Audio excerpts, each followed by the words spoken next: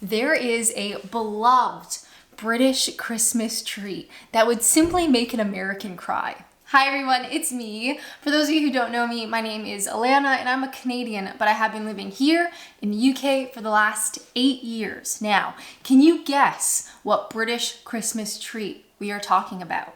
Of course, it's Christmas pudding. I have tried for 8 years to like Christmas pudding. I've tried fancy ones, I've tried cheap ones, I've tried supermarket ones, I've tried homemade ones, and I just can't. But I've really tried. And to be fair, I don't think many Americans or Canadians will ever like Christmas pudding. So why can something that is so loved here in the UK be absolutely loathed by North Americans? Let's find out. So without further ado, let's go. For any Americans watching, you might not actually know what Christmas pudding is, in which case, I envy you. You may have heard it in We Wish You a Merry Christmas, which has a whole 2 verses demanding figgy pudding. As with many things in the UK, and this is something that I love, Christmas pudding has very old origins. So even though I would rather stand in front of a moving vehicle than eat Christmas pudding, I do appreciate that it is historical. And people are still eating it. Leave a comment down below. Do you like Christmas pudding? Now I wrote this down. Get ready for a history lesson. I bet you didn't know this. I hope you didn't know this. I hope somebody watching this didn't know this. Christmas pudding has its roots in medieval England, but it was not a sweet dessert. It was actually more of a meat dish. So they would have sausages, fat, spices, fruits, all mixed together with grains and vegetables and packed into, guess what? Animal stomachs and intestines. Merry Christmas. Now this was actually very strategic because with the mixed fruit and storing it's not the right word, like building it, that's not the right word. Creating this pudding in the animal stomach or in the intestine meant that it was preserved. The first records of plum puddings date to the early 15th century when plum pottage, a savory concoction, was served at the start of the meal. Did you know that this dish had origins in animal stomachs? I love it. Now the term plum in plum pottage is not actually for plums per se, but it was basically like any dried fruit that was available. So we're typically talking about like raisins and currants, delicious, maybe some prunes if those were around. And then by the 16th century, dried fruit was just easier to come by. It was more accessible. So this little pudding, this little pottage made the switch from savory to sweet, all thanks to a interesting invention, pudding cloth. Now the development of this fancy little cloth meant that you could make a pudding, any pudding, Christmas pudding or literally anything else of any size without having to use animal products. So you could use this floured cloth to make whatever you like without relying on animal products, animal stomachs, animal intestines. Thank God. Now, when I was reading about this stuff, I thought, okay, cool. We've got this plum pottage, which to be honest, doesn't really sound Christmassy. So how do we get from that to Christmas pudding? So we know it starts off savory and usually would have it like before a meal or as like the beginning part of a meal. It slowly makes a shift to more of a fruit-based thing. And then of course we get that cloth, what do you call it? The pudding cloth. So far, 16th century, we've ended up with a fruit-based pudding created in a cloth. But how is that Christmas? Are you ready for another little history lesson? Did you know this? I hope not. I hope somebody out there didn't know this. When Oliver Cromwell came to power in 1647, he banned plum pottage along with Yule logs, carol singing, and nativity scenes. If only he could have banned Mariah Carey's All I Want for Christmas Is You. Now this didn't actually last all that long. Some 13 years later, the Puritans were deposed, Christmas pudding, along with the English monarchy, was restored. But next up, we need to talk about the Victorians, because as with almost any British thing that I have researched on this channel always winds up with the Victorians. Today's video is sponsored by Skillshare, which actually helped me make this video. Skillshare is the largest online learning community which can help you develop your passion or even start your own business. Skillshare classes are led by industry professionals, so they actually know what they're talking about in a variety of different topics. We've got marketing, we've got design, we've got art, photography, music, entrepreneurship, I can't say that word. There's so much cool stuff. And Skillshare has offered the Adventures in Apps audience an exclusive deal. So the first 500 people who click my link in the video description are going to get a month free trial of Skillshare. So I mentioned that Skillshare actually helped me create this video. So I've actually been following along with the Notion for YouTube Creators class. I use Notion for organizing my content, but where I'm doing more and more like research topics, I'm still kind of learning how best to organize that information so I can actually make a coherent video. So this class has been super interesting and extremely helpful. How I can update and build my Notion to help me make these types of videos. And because it's on demand, I can watch it whenever I have time so it can fit around my schedule. A big thank you to Skillshare for sponsoring this video. Don't forget to use my link in the description. The first 500 people are going to get a month free of Skillshare.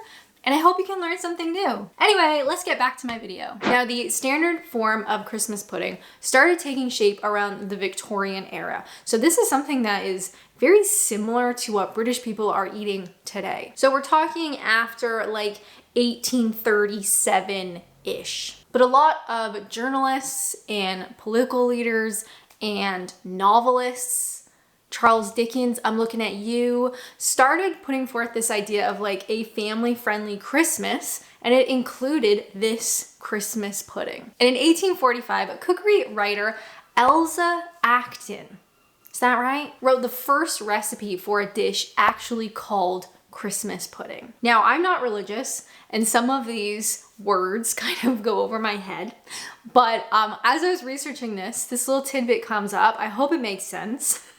But bear with me. Throughout England, families started celebrating the last Sunday before Advent. Does that make sense? And in the Book of Common Prayer's liturgy, does that make sense? Liturgy. There includes a prayer that begins, "Stir up, we beseech thee, O Lord, the wills of thy faithful people," as the last Sunday before Advent is Stir Up Sunday, in which family members take turns stirring the Christmas pudding to be. It was then wrapped and boiled and left to mature for Christmas Day. Who doesn't love taking turns stirring a pudding? Now, around this time, another tradition took place, and you may still do something similar in your family, which I found very interesting because I didn't realize it was this old. Because this begins the tradition of putting money into the Christmas pudding. A silver sixpence was placed into the pudding mixture, and then every member of the household gave the stir a mix. Whoever found the 16th in their own piece of the pudding on Christmas Day would see it as a sign that they would enjoy wealth and good luck in the year to come. Now, I know that is an old tradition, and I don't know how many people have a silver sixpence just hanging around. But I do know a lot of families who still put some type of coin in their pudding. I guess as long as you don't swallow it. Do you leave money in your Christmas pudding? Leave a comment down below. Now, what about pudding today? So we are not in Victoria era Britain. Surprise. I don't know if that's surprising or not. So what does Christmas pudding actually look like today? By the 19th century, the ingredients are pretty much standard. So we're talking about suet, brown sugar, raisins and currants, candied orange peel, eggs, breadcrumbs, nutmeg, cloves, allspice, and plenty of alcohol. Some British people don't even use the cloth if they're making their own, because you can get like little molds. I don't know if you guys have that or used them before, you know, like the little molds, and you can just use that instead of having to deal with a cloth. And I know for many Americans, it's gonna be really hard to understand what a Christmas pudding truly is. You've got the history, you've got the general like ingredient list, but what is it if you can't taste it? So I'm gonna do that for you. And to be honest, I'm kind of regretting it already. So I bought this adorable Serves One Christmas pudding, Tesco's finest. Tesco and any supermarket will have loads of variety typically, and it's usually like size. So there was one that served like 8. There was also just like a regular Tesco one that was kind of in between. And then you had these tiny, they're very cute, even though I know I absolutely hate them. These tiny little 12-month Christmas pudding Serves One. Adorable. Now I do just have to say, when I talk to British people about Christmas pudding and I say how much I despise it, a lot of them say you're not eating it right because you're supposed to drown it in custard. Now, I would argue that if you have to drown something in custard to make it taste good, perhaps the base thing is not very good. Do you know what I'm saying? Anyway, here we are, so let's just do it, shall we? For Americans watching and any Canadians who've never heard of this, the instructions are to microwave it, or you could actually steam it for 30 minutes. I'm not steaming it. We're gonna pop this bad boy in the microwave. Technology. Leave in plastic basin and pierce film lid several times. Heat on full power for 40 seconds. That's it, eh?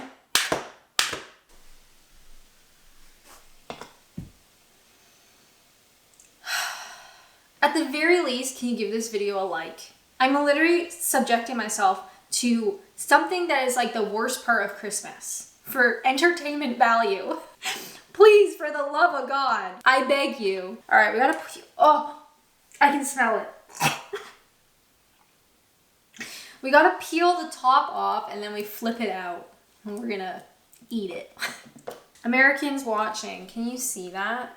It just looks like a brown hole of despair. This is what they eat here. Okay, mine came out in pieces, probably because I didn't let it like solidify long enough, but I really just kind of want to get this over with. So let's do it. Okay, so looking at it, mine did fall apart. You can see lots of little bits in it. Loads of like raisins and currants and stuff, which is just not something that is enjoyed by the North American palate. I think we should have some first before we drench it in the name of science. I've just broken out into a cold sweat. Cheers.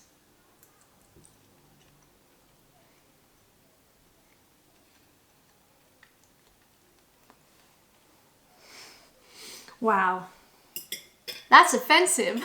So back to my original statement, and perhaps the title of this video, I'm not actually sure what I'm going to title it yet.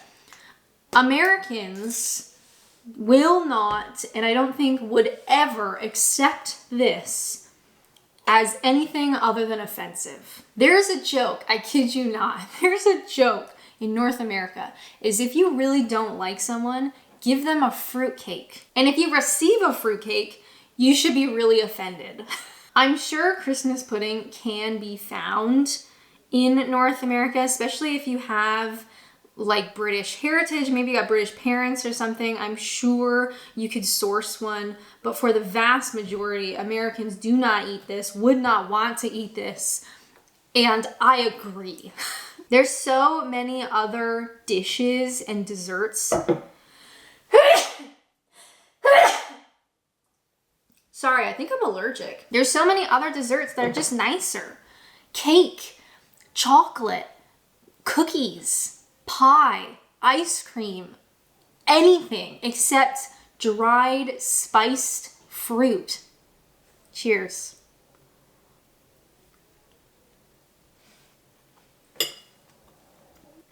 Oh, it brings a tear to your eye.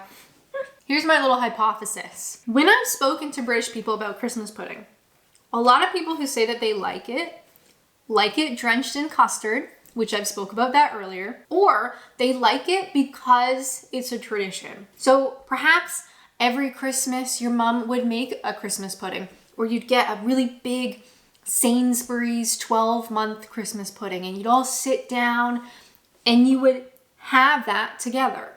I'm just realizing right now, I didn't set it on fire. That would have been really good for this video. Just use your imagination. Back to my hypothesis.